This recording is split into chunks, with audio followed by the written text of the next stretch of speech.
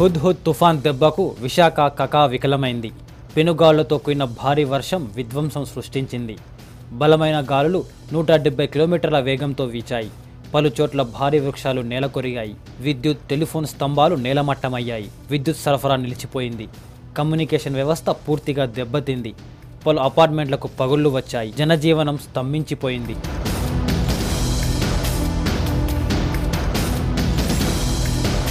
సముద్ర తీరం అల్లకల్లోలంగా మారి అలలు 2 మీటర్ల మేర ఎగిసిపడ్డాయి. 15 మీటర్ల మేర సముద్రం ముందుకు చొచ్చుకొచ్చింది. విశాలమైన రోడ్లు కోతకు గురయ్యాయి. తుఫాన్ తాకిడికి విశాఖ ఎయిర్పోర్టు దెబ్బతింది. రన్వే పూర్తిగా నీట మునిగింది. విమాన రాకపోకలకు వారం రోజులు పట్టే అవకాశముందని అధికారులు తెలిపారు.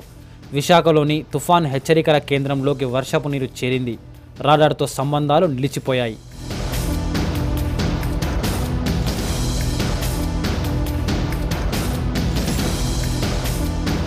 ఉత్తరాంధ్ర మత్స్యకారులకు ప్రధాన జీవనాధారమైన ఫిషింగ్ హార్బర్ విధ్వంసానికి గురైంది. హార్బర్లో 60 బోట్లు నీట మునిగాయి. దాదాపు 100 బోట్లు స్వల్పంగా దెబ్బతిన్నాయి. కలెక్టర్ కార్యాలయం సహా పలు ప్రభుత్వ కార్యాలయాలు దెబ్బతిన్నాయి. ప్రభుత్వ, ప్రైవేటు ఆసుపత్రుల్లో రోగులు తీవ్ర ఇబ్బందులు ఎదుర్కొన్నారు. మరోవైపు తుఫాను కారణంగా ఈ నెల 14న భారత్, వెస్టిండీస్ మధ్య జరగాల్సిన 3వ వన్డే రద్దయింది. సోమ, మంగళవారాల్లో అన్ని విద్యా సంస్థలకు సెలవు ప్రకటించారు.